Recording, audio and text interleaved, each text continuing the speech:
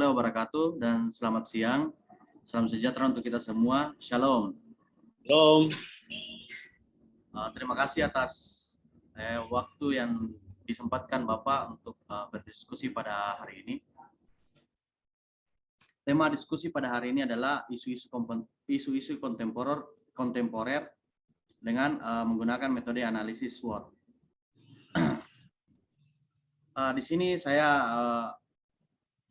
membawakan materi isu kontemporer tentang alokasi pupuk bersubsidi. Di sini Pak, saya mau bertanya,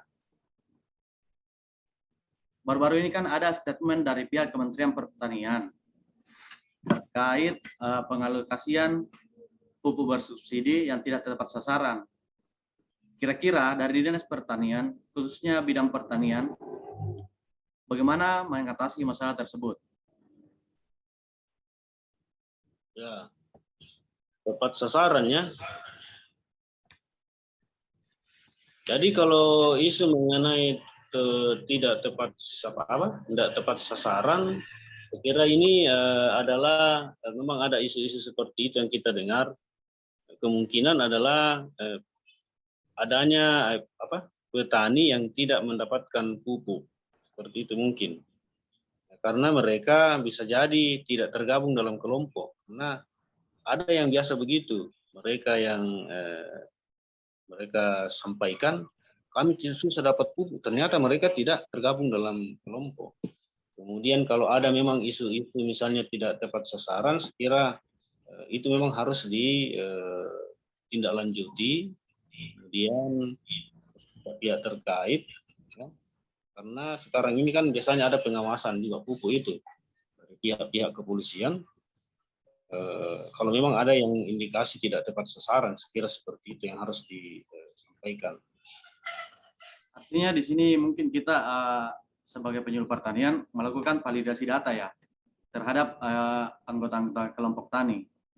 Ya, makanya sekarang kita mulai dari update data kelompok bahwa semua petani itu yang memenuhi syarat untuk mendapatkan pupuk subsidi harus tergabung dalam kelompok.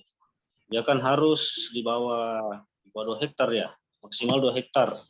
Kalau 2 hektar ke atas itu tidak boleh dapat pupuk subsidi. Jadi dipastikan bahwa petani itu tergabung dalam kelompok. Karena kalau tidak tergabung dalam kelompok, pasti mereka tidak akan dapat pupuk. Oh iya Pak. Terus yang kedua Pak, ini juga biasa terjadi di lapangan. Terkadang petani mengalami kehabisan pupuk ketika petani ke pengecer. Kira-kira langkah yang tepat yang dilakukan penyuluh pertanian dalam mengtaktisi hal tersebut apa Pak? Jadi langkahnya adalah petani itu harus menebus pupuk yang ada di pengecer. Jadi jangan sampai mereka baru mau memupuk, baru mereka mencari pupuk, baru mau membeli pupuk, pasti akan tidak akan kesulitan. Jadi saat tersedia stok di pengecer, tebus langsung, simpan, pakai untuk pemupukan saat misalnya 2 minggu ke depan, ya sudah akan dipakai ya disimpan dulu lah di rumah. Asal jangan ditaruh di luar, nanti kena hujan ya bisa jadi rusak. Jadi taktis seperti itu harus disampaikan ke petani bahwa saat sudah tersedia di pengecer langsung tebus. Jangan saat mau dipakai baru mati cari pupuk. Oh iya Pak. Berarti di sini petani harus lebih gerak cepat ya Pak untuk mendapatkan atau menebus pupuk yang ada di pengecer. Betul, karena itulah gunanya berkelompok mereka supaya secara kelompok itu mereka mengambil ke sana. Ada beberapa desa lain itu bagus, dia menggunakan BUMDes. Jadi melalui BUMDes mereka ambil, jadi BUMDes yang ambil ke tingkat pengecer, nanti mereka ambil di BUMDesnya sesuai dengan kesepakatan mereka. Mungkin ada tambahan biaya misalnya transportnya, itu kan tergantung kesepakatannya. Namanya saja BUMDes, pada usaha milik desa ya pasti harus ada keuntungan. Terus mungkin ini yang terakhir Pak dari saya,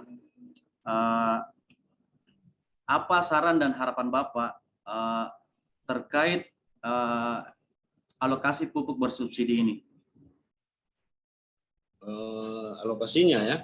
Jadi mengenai saran ya kita dari sebagai tugas kita penyuluh ini adalah kita mendampingi kelompok petani dalam hal penyusunan RDKK-nya.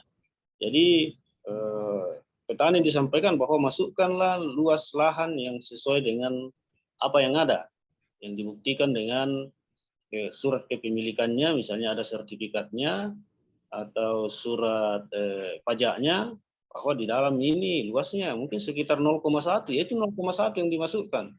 0,25 dimasukkan 0,25. Jadi dimulai dari pendataan luas lahan yang sesungguhnya. Jadi ini mulai sekarang kan harus pakai data spasial poligon, di poligon itu semua jadi langsung tentara. Jadi peran kita penyuluh di sini memang sangat penting dalam hal bersama-sama dengan petani menciptakan data, menyampaikan data ke dalam PKK itu yang sesuai dengan keadaan di lapangan. Jadi harus petani menyiapkan ungkapannya. Ya, terima kasih Pak atas waktu diskusi pada hari ini. Ada dua kesimpulan yang dapat saya tangkap dari diskusi ini. Yang pertama itu Pak, perlu adanya validasi data untuk mengatasi permasalahan alokasi pupuk tersebut. Terus yang kedua, keterlibatan setiap stakeholder dalam melakukan pengawasan pendistribusian pupuk tersebut. Mungkin cukup diskusi pada hari ini Pak. Saya akhiri. Sekian dan terima kasih. Assalamualaikum warahmatullahi wabarakatuh dan selamat siang.